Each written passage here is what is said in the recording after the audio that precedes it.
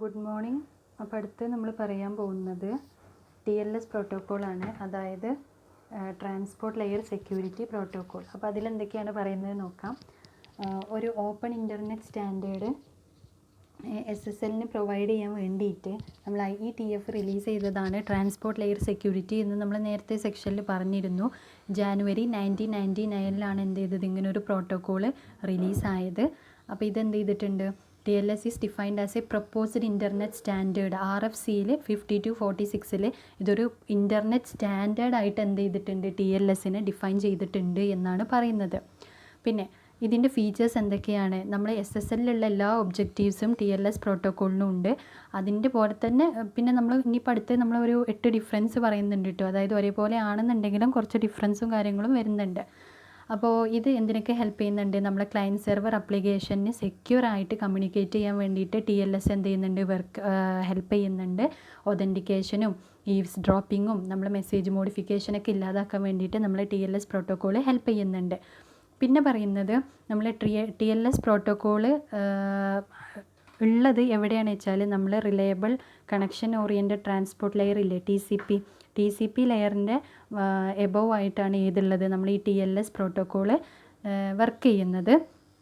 പിന്നെ അതേപോലെ തന്നെ നമ്മൾ TLSൻ്റെ ആർക്കിടെക്ചർ എന്ന് പറയുന്നത് നമ്മൾ SSL v3 പ്രോട്ടോക്കോളിന് സിമിലർ ആയിട്ട് തന്നെയാണ് നമ്മൾ TLS പ്രോട്ടോക്കോളിൻ്റെ ആർക്കിടെക്ചറും. ഇവിടെ 2 സബ് പ്രോട്ടോക്കോൾസാണ് യൂസ് ചെയ്യുന്നത്, TLS റെക്കോർഡ് പ്രോട്ടോക്കോളും TLS ഹാൻഡ് ഷേക്ക് പ്രോട്ടോക്കോളും. അപ്പോൾ രണ്ടിൻ്റെ ആർക്കിടെക്ചർ ഒരേപോലെ ആണെന്നുണ്ടെങ്കിലും ഇതിൽ യൂസ് ചെയ്തിട്ടുള്ള ഹാൻഡ് ഷേക്ക് പ്രോട്ടോക്കോളിൻ്റെ ഫംഗ്ഷനിങ്ങിൽ എന്തുണ്ട്, വ്യത്യാസങ്ങൾ വരുന്നുണ്ട്. അപ്പോൾ അടുത്ത് നമുക്ക് പറയാനുള്ളത് അതാണ്, ഇത് രണ്ടും തമ്മിലുള്ള കമ്പാരിസൺ. അവിടെ ഒരു 8 ഡിഫറൻസ് പറയുന്നുണ്ട് TLSും SSL v3 പ്രോട്ടോക്കോളും തമ്മിൽ. അപ്പോൾ ഫസ്റ്റത്തെ കാര്യം എന്ന് പറയുന്നത് പ്രോട്ടോക്കോൾ വേർഷനാണ്. ഈ പ്രോട്ടോക്കോൾ വേർഷനിൽ TLS പ്രോട്ടോക്കോൾ സെഗ്മെൻറ്റിൻ്റെ ഹെഡറായിട്ട് യൂസ് ചെയ്യുന്ന വേർഷൻ നമ്പർ എന്ന് പറയുന്നത് 3.1 ആണ്. ഇവിടെ SSL പ്രോട്ടോക്കോൾ സെഗ്മെൻറ്റ് ഹെഡറിൻ്റെ വേർഷൻ നമ്പർ യൂസ് ചെയ്യുന്നത് 3 ആണ്. അതൊരു ഡിഫറൻസ്. പിന്നെ മെസ്സേജ് ഒതൻറ്റിക്കേഷനാണ്. മെസ്സേജ് ഒതൻറ്റിക്കേഷനിൽ TLSൽ നമ്മൾ യൂസ് ചെയ്യുന്നത് kid hash message authentication code HMAC ആണ്. അപ്പോൾ HMAC യൂസ് ചെയ്യുന്നതുകൊണ്ട് തന്നെ നമുക്ക് എന്ത് യൂസ് ചെയ്യാൻ പറ്റും, ഹാഷ് ഫംഗ്ഷൻ യൂസ് ചെയ്യാൻ പറ്റും. പഠിച്ചത് ഓർമ്മയില്ലേ? അല്ലാതെ ജസ്റ്റ് MD5 അല്ലെങ്കിൽ SHA അല്ല യൂസ് ചെയ്യുന്നത്, HMAC ആണ് യൂസ് ചെയ്യുന്നത്. SSL ഏതാ യൂസ് ചെയ്യുന്നത്, ഈ പറഞ്ഞ MD5ഉം SHAയൊക്കെ എക്സ്പ്ലിസിറ്റ് ആയിട്ട് എന്ത് ചെയ്യുന്നുണ്ട്, യൂസ് ചെയ്യുന്നുണ്ട്.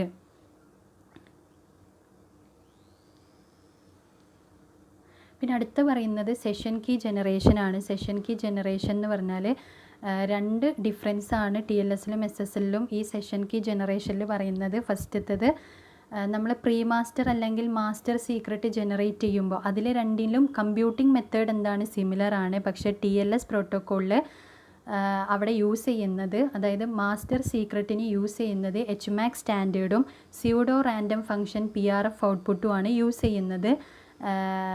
ഏതിന് പകരം, അഡ്ഹോക്ക് മാക്കിന് പകരം.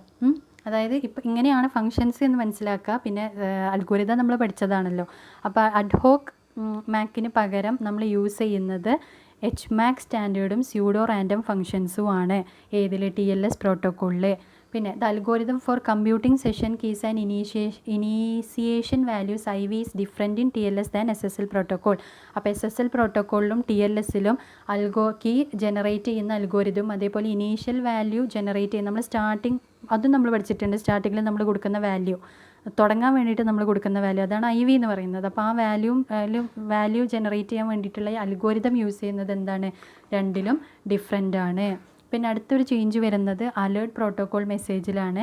അവിടെ എന്താ വരുന്നത്, TLS protocol supports all messages used by alert protocol of SSL except no certificate alert message being made redundant. എല്ലാ അലേർട്ട് പ്രോട്ടോക്കോളിലുള്ള എല്ലാ മെസ്സേജുകളും TLS എന്ത് ചെയ്യുന്നുണ്ട്, സപ്പോർട്ട് ചെയ്യുന്നുണ്ട്, SSLത്തെ പോലെ തന്നെ. പക്ഷേ നോ സർട്ടിഫിക്കറ്റ് അലേർട്ട് മെസ്സേജ് മാത്രം എന്തല്ല, ഇല്ല എന്നുള്ള രീതിയിലാണ്. The client sends empty certificate in case client authentication is not required. അപ്പോൾ ക്ലയൻറ്റ് ഒതൻറ്റിക്കേഷൻ ഇല്ല എങ്കിൽ എന്ത് ചെയ്യാണ്, ക്ലയൻറ്റ് ഒരു empty സർട്ടിഫിക്കറ്റ് അയച്ചു കൊടുക്കുകയാണ് ചെയ്യുന്നത്. പിന്നെ many additional alert messages are include. TLSൽ ഒരുപാട് extra additional alert messages include ചെയ്തിട്ടുണ്ട്, റെക്കോർഡ് ഓവർഫ്ലോ, ഡീകോഡ് എററൊക്കെ കാണിക്കാൻ വേണ്ടിയിട്ട്. പിന്നെ വേറെ പറയുന്നത് സപ്പോർട്ട് സിഫർ സ്യൂട്ട്സ് ആണ്. SSL സപ്പോർട്ട് ചെയ്യുന്നത് RSA, Diffie, Hellman, Fortezza cipher suites ആണ്. TLS പ്രോട്ടോക്കോള് ഫോർട്ടസ് ഒഴികെയുള്ള ബാക്കി എല്ലാ സിഫർ സ്യൂട്ട്സും എന്ത് ചെയ്യുന്നുണ്ട്, സപ്പോർട്ട് ചെയ്യുന്നുണ്ട്. പിന്നെ ക്ലയൻറ്റ് സർട്ടിഫിക്കറ്റ് ടൈപ്സ് ആണ് അടുത്ത് പറയുന്നത്. TLS define certificate types to be requested in a certificate request message. TLSൽ സർട്ടിഫിക്കറ്റ് ടൈപ്സ് റിക്വസ്റ്റ് ചെയ്യുന്നത് ഒരു സർട്ടിഫിക്കറ്റ് റിക്വസ്റ്റ് മെസ്സേജ് രൂപത്തിലാണ് ഡിഫൈൻ ചെയ്യേണ്ടത്. SSL v3 support all of these. SSL എന്ത് ചെയ്യുന്നുണ്ട്, എല്ലാതും ഡിഫൈൻ ചെയ്യുന്നുണ്ട്. മറ്റേലാണ് കറക്റ്റ് റിക്വസ്റ്റ് വേണമെന്ന് പറയുന്നത്. Additionally SSL support certain other types of certificate such as ഫോർട്ടസ്. അതും കൂടി ഇതിൽ സപ്പോർട്ട് ചെയ്യുന്നുണ്ട്, SSL സപ്പോർട്ട് ചെയ്യുന്നുണ്ട്. അടുത്ത് പറയുന്നത് സർട്ടിഫിക്കറ്റ് വെരിഫൈ ആൻഡ് ഫിനിഷ്ഡ് മെസ്സേജസിലുള്ള വ്യത്യാസങ്ങളാണ്. അതായത് ചെറിയ ചെറിയ വ്യത്യാസങ്ങളായിട്ട് ഈ പറയുന്നത്. ഒരുവിധ ഓപ്പറേഷൻസ് ഒക്കെ ഒരേപോലെ തന്നെയാണ്. അപ്പോൾ SSLൽ complex message procedure is used for certificate verify message. Certificate verify മെസ്സേജിന് കോംപ്ലക്സ് ആയിട്ടുള്ള മെസ്സേജ് പ്രൊസീജിയറാണ് SSL യൂസ് ചെയ്യുന്നത്. TLSലോ the verified information is contained in the handshake messages itself thus avoiding this complex procedure. അപ്പോൾ TLSൽ hand shake message തന്നെ എന്ത് ചെയ്തിട്ടുണ്ട്, ഈ സർട്ടിഫിക്കറ്റ് വെരിഫൈ മെസ്സേജ് ഇൻക്ലൂഡ് ചെയ്തതുകൊണ്ട് തന്നെ അങ്ങനത്തെ ഒരു കോംപ്ലക്സ് പ്രൊസീജിയർ വരുന്നില്ല TLSൽ. പിന്നെ finished message is computed in different manners in TLS and SSL v3. അപ്പോൾ ഫിനിഷ്ഡ് മെസ്സേജസ് ആണെങ്കിൽ TLSലും SSL v3ലും പല പ്രൊസീജിയേഴ്സാണ് യൂസ് ചെയ്യുന്നത്, ഒരേപോലെ അല്ല കമ്പ്യൂട്ട് ചെയ്യുന്നത്. പിന്നെ padding of data. In SSL protocol, the padding added to user data before encryption is the minimum amount required to make the total data size equal to a multiple of the ciphers block length.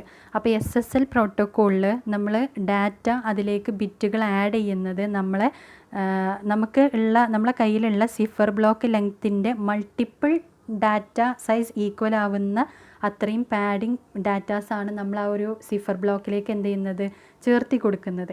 TLSൽ വന്നിട്ടോ the padding can be any amount that results in data size that is a multiple of the ciphers block length up to a maximum of 255 bytes. അപ്പോൾ TLSൽ പറയുന്നത് എത്ര എമൗണ്ടും ആവാം, അതായത് cipher block ലെങ്ത്തിൻ്റെ multiply ആയിട്ട് വരുന്ന ഏത് എമൗണ്ട് ഓഫ് ഡാറ്റാസ് നമുക്ക് അതിലേക്ക് പാഡ് ചെയ്ത് കൊടുക്കാം, പാഡിങ് ചെയ്യാം, ഡാറ്റയിൽ പാഡിങ് ചെയ്യാം എന്നാണ് പറയുന്നത്.